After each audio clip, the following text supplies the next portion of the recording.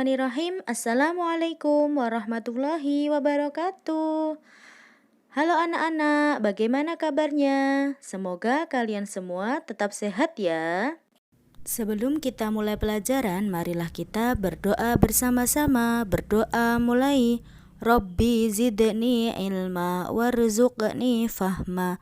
Amin ya rabbal alamin. Pada pertemuan kali ini kita akan belajar tentang akhlak tercela.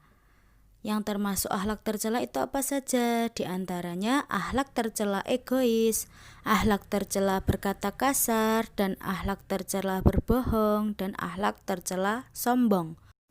Pada pertemuan hari ini kita akan membahas tentang akhlak tercela egois dan akhlak tercela berkata kasar.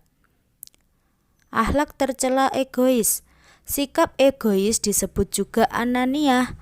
Orang yang bersikap egois lebih mengutamakan kepentingan diri sendiri daripada orang lain.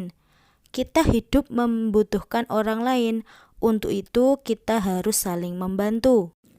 Ciri-ciri sikap egois. Yang pertama, maunya menang sendiri, tidak mau mengalah.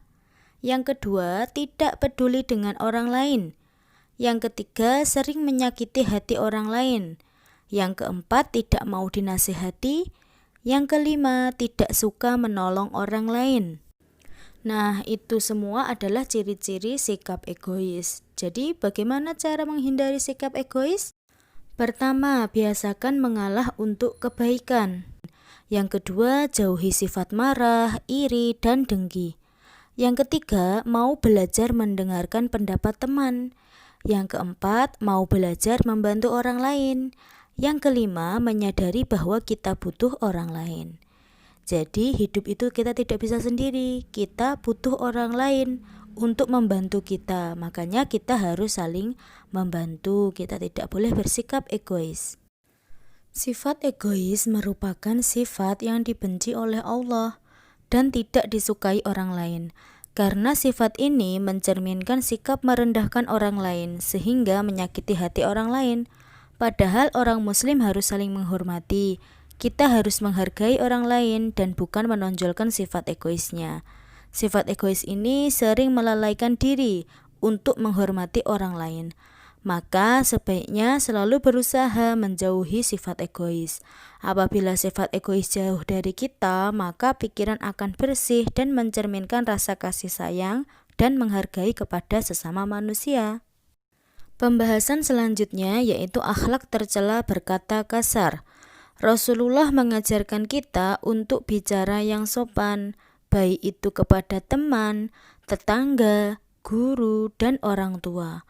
Allah melarang orang yang mengumpat, yaitu orang yang mengucapkan kata-kata keji atau kotor, serta kata-kata lain yang mencela orang lain.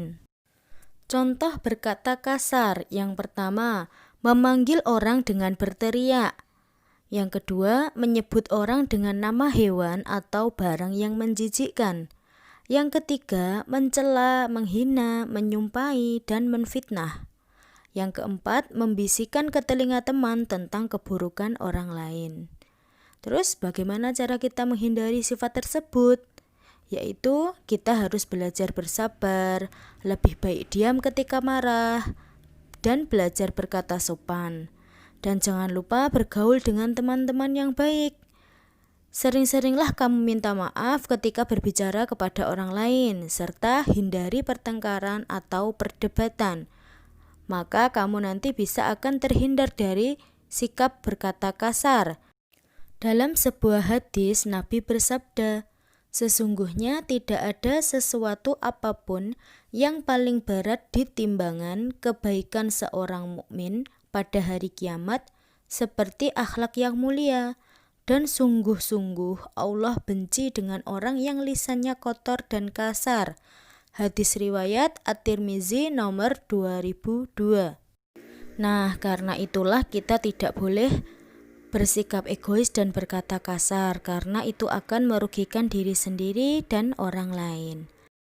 Materi hari ini selesai, sekarang kita masuk ke tugas.